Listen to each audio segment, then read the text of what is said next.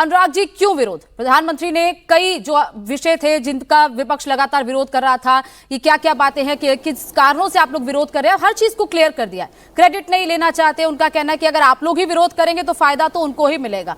तो क्यों आखिर समाजवादी पार्टी की तरफ से महिला आरक्षण बिल का विरोध किया जा रहा है? देखिए, जब महिला आरक्षण बिल लाया गया था, आपको याद होगा, जब ये बिल पास किया गया था तब समाजवादी पार्टी ने और सारे अपोजिशन की जितनी पार्टी थी सबने समर्थन किया था कि महिला बिल लेके आइए, और 2024 में जो चुनाव होने वाला था बोले इसमें लागू कर दीजिए। तब आपने क्यों नहीं लागू किया? हम तो महिलाओं के साथ खड़े थे ना। आप 33% रिजर्वेशन उसी समय लागू कर देते। आज महिलाएं, हमारी 33% महिलाएं पार्लियामेंट में बैठी होती और अपने भविष्य को, फ्यूचर में क्या होगा उसको तय कर रही होती। तब आपने नहीं होने दिया। आपने, भारतीय जनता पार्टी की सरकार ने रोका। अब जब हमने बोला कि नहीं, जब आप महिलाओं का सशक्तिकरण करना चाहते हैं तो महिलाएं तो चाहे कोई भी ओबीसी महिला हो, SC ST महिला हो, या यहाँ पे अल्पसंख्यक की महिला हो, महिला तो महिला है, महिला तो माँ है, बहन है, यही तो उनका रूप है ना। वो हमारे समाज के अंदर में, उनके अंदर एक ताकत है जो समाज के अंदर में हम जैसे लोगों को जन्म देने का उनको एक ईश्वरीय शक्ति मिली हुई है। तो उनका सबका बराबर का सम्मान होना चाहिए ना। तो ओबीसी महिला को आरक्षण क्यों नहीं मिलेगा? उनको आगे बढ़ने का मौका क्यों नहीं मिलेगा? अल्पसंख्यक महिलाएं हैं, क्या वो देश की नागरिक नहीं है?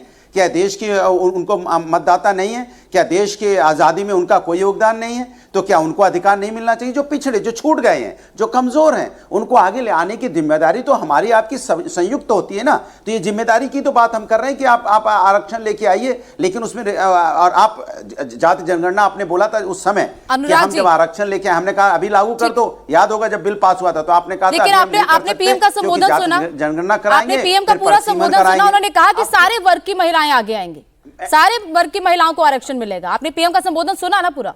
मेरी बात तो सुन तो लीजिए। अरे मेरी बात तो सुन लीजिए, वही तो मैं आपसे कहना चाह रहा हूं। वो आपने नहीं सुना हुआ, इसलिए मैं आपको समझा रहा हूं। आपने सुना होता तो मुझे समझाने की जरूरत नहीं पड़ती ना। मैं आपसे ये कह रहा हूं कि उन्होंने, जब ये बिल पास किया गया था तो क्या बोला गया था कि हमने उसमें बोला था इसको लागू कर दो। तो आपने कहा जनगणना कराएंगे, उसके बाद परिसीमन होगा। तो क्या अब जनगणना हो गई, परिसीमन हो गया? क्या ओबीसी को आरक्षण दे दिया आपने उसमें? क्या अल्पसंख्यक महिलाओं को आरक्षण क्या आप प्रावधान लेके आए? क्या आप लेके आए जो आप इतनी जल्दी में क्यों है? हम तो महिला बिल के साथ खड़े हैं। हम तो चाहते 33% महिलाओं को आरक्षण मिलना चाहिए, डंके की चोट मिलना चाहिए। और आज भी आप सोचिए, समाजवादी पार्टी की जो लोकसभा में हमारे जो संसद, उसमें 13.5% महिलाएं हैं। और बीजेपी की कितनी महिलाएं पता आपको? 240 सांसद हैं उनके सब मिला के, मात्र 12.5%। तो आज भी हमारे यहाँ परसेंट महिलाओं सांसदों की ज्यादा है, जबकि आरक्षण नहीं है। तब भी हमने महिलाओं को टिकट दी और जिता के लाए हैं। इसलिए महिला आरक्षण के साथ खड़े, महिला शक्ति के साथ खड़े हैं। लेकिन हम कमजोर महिलाओं को भी तो आरक्षण की जरूरत है ना। जो ओबीसी या जो अल्पसंख्यक समुदाय से आती, उनको भी आरक्षण मिलना चाहिए।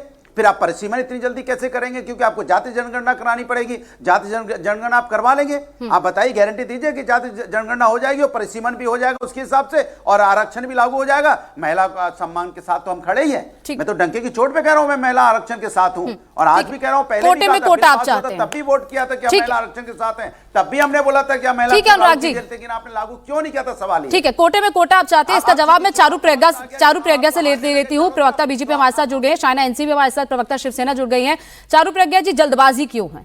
क्यों आप लोग परिसीमन का वेट नहीं कर रहे हैं? क्यों आप लोग सेंसस का वेट नहीं कर रहे हैं? 2023 में जब आप बिल लेकर आए थे तब तो आप लोगों ने लागू नहीं किया, अब क्यों जल्दबाजी है? और कहा जा रहा है कि कोटे में कोटा लाया जाए, ओबीसी को भी आगे लाया जाए, दलित को भी आगे लाया जाए, पिछड़ों को भी आगे लाया जाए। कोनिका जी नमस्ते। मैं सुन रही थी अनुराग जी को, मित्र है मेरे, लेकिन जब ये राजनीतिक बातें करते हैं मेरे सर के ऊपर से जाती हैं। मेरे छोड़िए, दुनिया में कोई ऐसा इंसान नहीं है जो इनकी बातें सुनकर ये बोल सके इनकी बातें ठीक है। मैं आपको बताती हूँ क्यों। जब महिलाओं की भागीदारी की बात आती है, इनको ओबीसी भी याद आ जाते हैं, इनको दलित भी याद आ जाते हैं, पुरुषों के लिए याद नहीं आए। आज जिस प्रकार से संसद चल रहा है, जैसे political parties reservation SC ST का रखती हैं, उसके अलावा आपने सुना है क्या कि कोई ओबीसी का आरक्षण पुरुषों के लिए है या दलितों का आरक्षण पुरुषों के लिए है? तो जब पुरुषों के लिए नहीं है, महिलाओं के लिए क्यों आप अडंगे अड़ा देते हैं? वैसे भी हमें 30 साल की लड़ाई हो गई है इस दिन को देखने के लिए। 30 साल के बाद भी इन्हें नए नए अडंगे लगाने हैं।